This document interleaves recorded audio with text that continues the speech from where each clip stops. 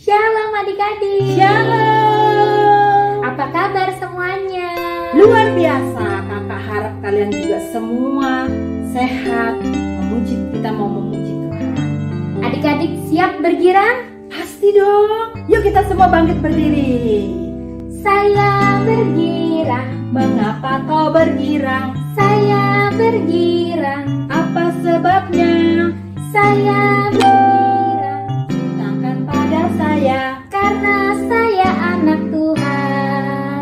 Sekarang ku selalu bergirang, bernyanyi sambil bertepuk tangan, bersaksi dari cintanya Tuhan. Siang malam ku selalu bergirang. Saya bergirang. Mengapa kau bergirang? Saya bergirang, Apa sebabnya? saya bergirang, Ceritakan pada saya. karena saya anak Tuhan. Sekarang ku selalu bergirang, bernyanyi sambil bertepuk tangan, Bersaksi dari cintanya Tuhan. Siang malam ku selalu bergirang. Adik-adik masih semangat memuji Tuhan? Amin. Haleluya, haleluya, haleluya, haleluya. Puji Tuhan. Haleluya, haleluya, haleluya, haleluya. Puji Tuhan. Puji Tuhan. Haleluya, Puji Tuhan. haleluya, Puji Tuhan. haleluya. Puji Tuhan. Haleluya, haleluya, haleluya, haleluya. Puji Tuhan. Haleluya, haleluya, haleluya, haleluya. Puji Tuhan. Puji Tuhan. Haleluya, Puji Tuhan. haleluya, Puji Tuhan. haleluya. Puji Tuhan. Beri tepuk tangan buat Tuhan. Adik-adik, saatnya kita mau mendengarkan firman Tuhan. Mari kita pujikan. Haleluya, haleluya. Haleluya, haleluya, haleluya, haleluya, haleluya,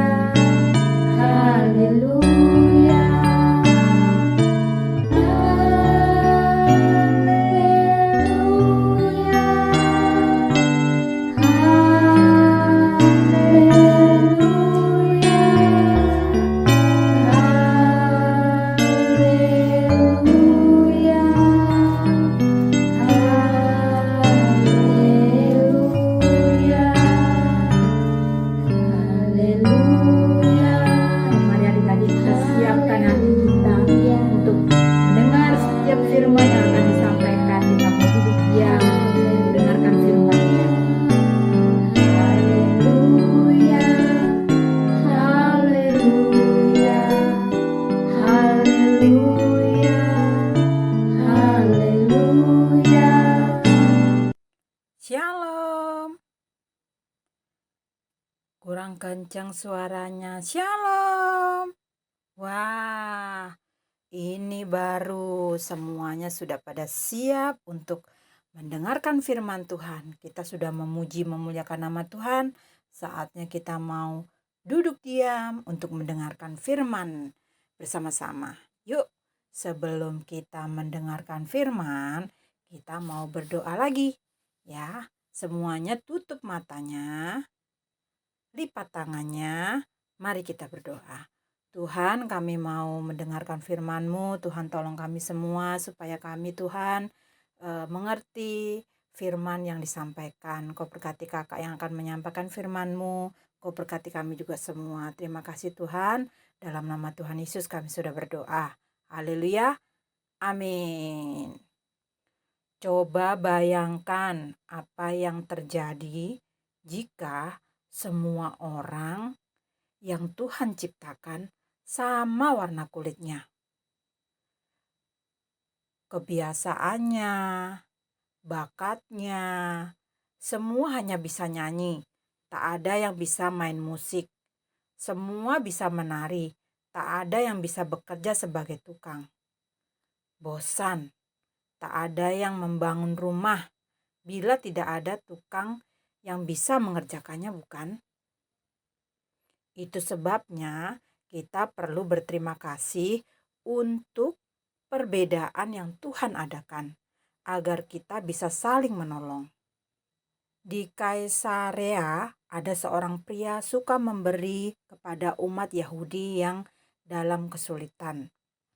Sekalipun dia pemimpin tentara pasukan Italia, namun dia suka berdoa kepada Allah. Dia yang ternyata seisi rumahnya juga taat kepada Allah. Hidup mereka tidak curang. Mereka adalah keluarga yang baik dan dihormati. Pria itu bernama Cornelius. Suatu hari, kira-kira jam 3 sore, Cornelius sedang di rumahnya.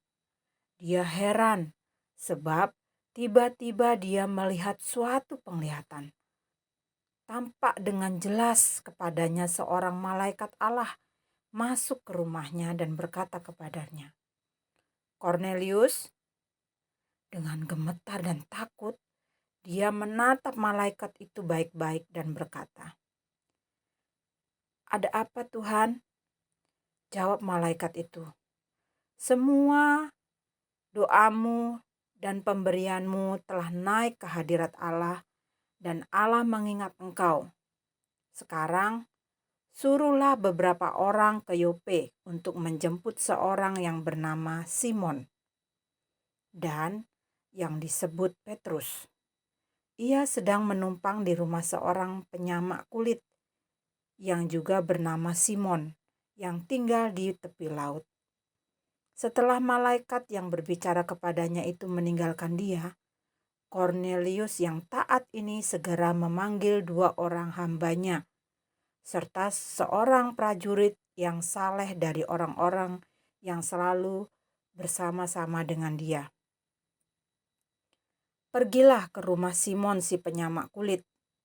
Dia tinggal di Yope, tepatnya di tepi laut. Di sana temuilah seorang yang bernama Simon yang disebut Petrus. Ia sedang menumpang di situ. Bawa dia ikut serta kemari bersama kalian, karena aku ada perlu dengannya. Tuhan sudah memerintahkan hal itu kepadaku lewat utusannya." Keesokan harinya ketika ketiga orang itu berada dalam perjalanan dan sudah dekat kota Yope, kira-kira pukul 12 tengah hari, naiklah Petrus ke atas rumah untuk berdoa. Perutnya sudah kriuk-kriuk, tanda sangat lapar dan ingin makan. Tetapi makanan belum selesai disediakan. Tiba-tiba rohnya diliputi kuasa ilahi. Tampak olehnya langit terbuka dan turunlah suatu benda berbentuk kain lembar yang tergantung pada keempat sudutnya, yang diturunkan ke tanah. Di dalamnya terdapat berbagai jenis binatang berkaki 4, binatang menjalar, dan burung.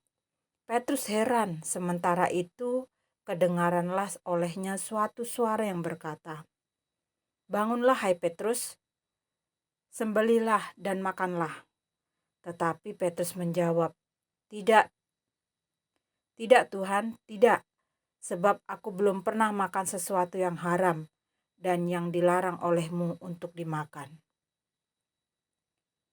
Kedengaran pula untuk kedua kalinya suara yang berkata kepadanya, "Apa yang dinyatakan halal oleh Allah, tidak boleh engkau nyatakan haram."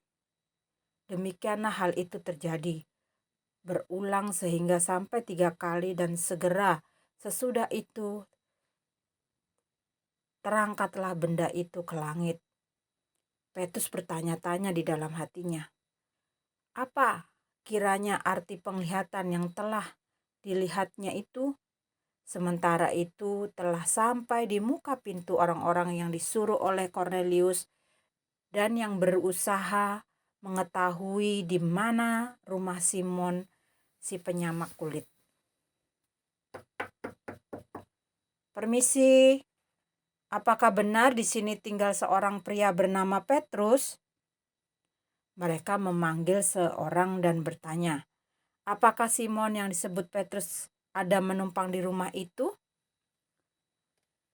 Tepat ketika Petrus sedang berpikir tentang penglihatan itu, maka berkatalah Roh, ada 3 orang mencari engkau. Bangunlah, turunlah ke bawah dan berangkatlah bersama-sama dengan mereka. Jangan bimbang, sebab aku yang menyuruh mereka kemari. Lalu turunlah Petrus ke dalam dan berkata kepada orang-orang itu, akulah yang kamu cari. Apakah maksud kedatangan kamu? Jawab mereka, Kornelius, seorang perwira yang tulus hati dan takut akan Allah dan yang terkenal baik di antara seluruh bangsa Yahudi, telah menerima penyataan Allah dengan perantara seorang malaikat kudus, supaya ia mengundang engkau ke rumahnya dan mendengar apa yang akan dikatakan. Baiklah, karena hari sudah hampir malam, alangkah baiknya kalian semua bermalam dulu di rumah ini. Keesokan harinya ia bangun dan berangkat bersama-sama dengan mereka, dan beberapa saudara dari Yope menyertai dia. Perjalanan cukup jauh, hampir kira-kira 12 jam. Di Kaisarea, Kornelius sedang menantikan mereka dan ia telah memanggil sanak saudaranya dan sahabat-sahabatnya berkumpul. Begitu Petrus masuk, datanglah Kornelius menyambutnya, dan sambil tersungkur di hadapan kakinya, ia menyembah Petrus. Tetapi Petrus menegakkan dia, katanya, bangunlah, aku hanya manusia biasa.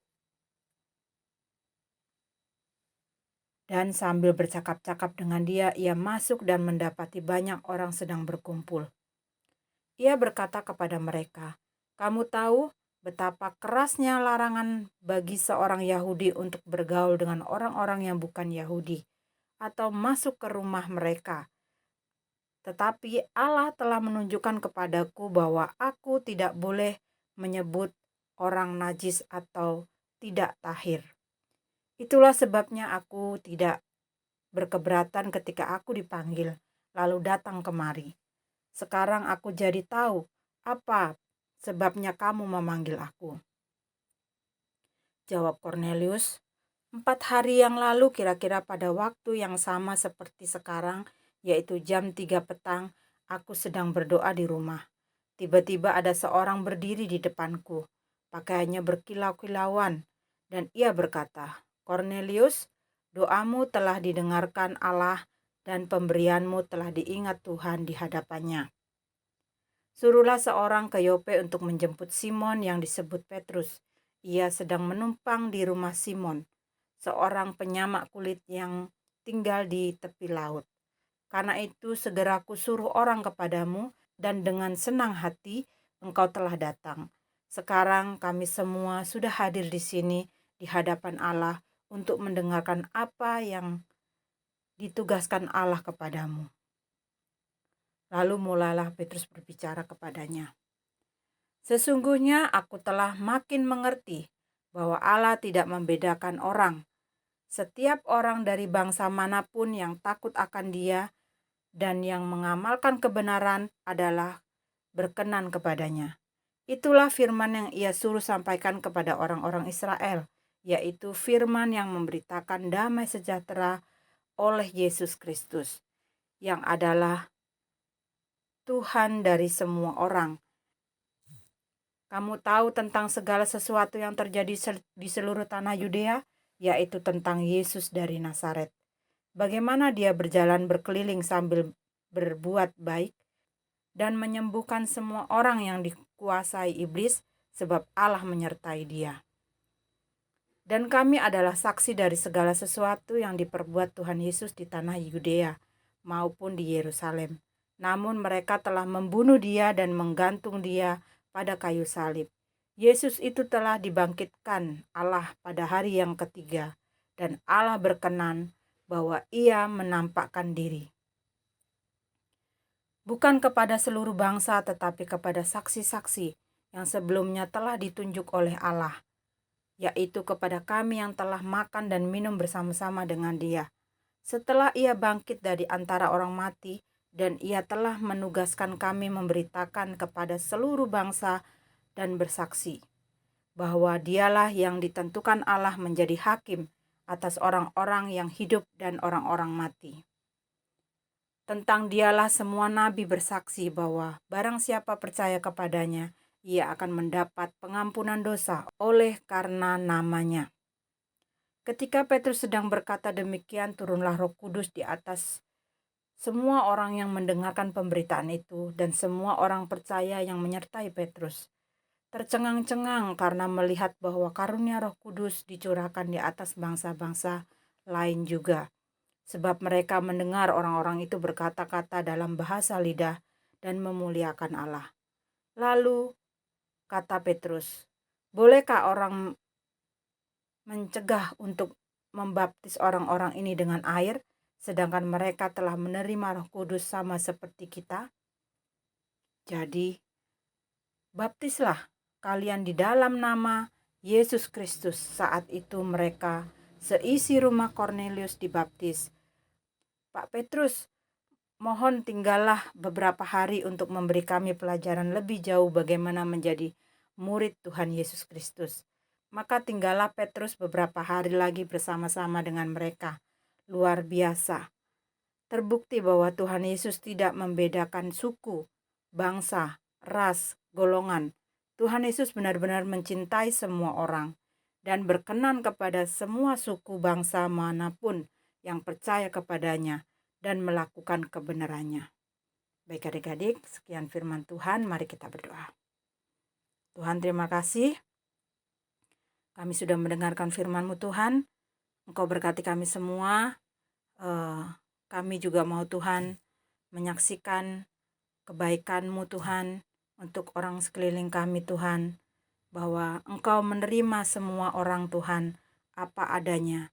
Juga kami juga Tuhan mau belajar, mau menerima setiap orang yang hadir dalam setiap kehidupan kami untuk Engkau berkati. Terima kasih Tuhan. Dalam nama Tuhan Yesus kami sudah berdoa. Haleluya. Amin. Adik-adik, saatnya kita akan menghafalkan ayat hafalan kita. Roma 15 ayat 7, sebab itu terimalah satu akan yang lain sama seperti Kristus juga telah menerima kita untuk kemuliaan Allah. Baik adik-adik, sampai di sini firman Tuhan kita hari ini. Sampai ketemu minggu depan. Tuhan Yesus memberkati.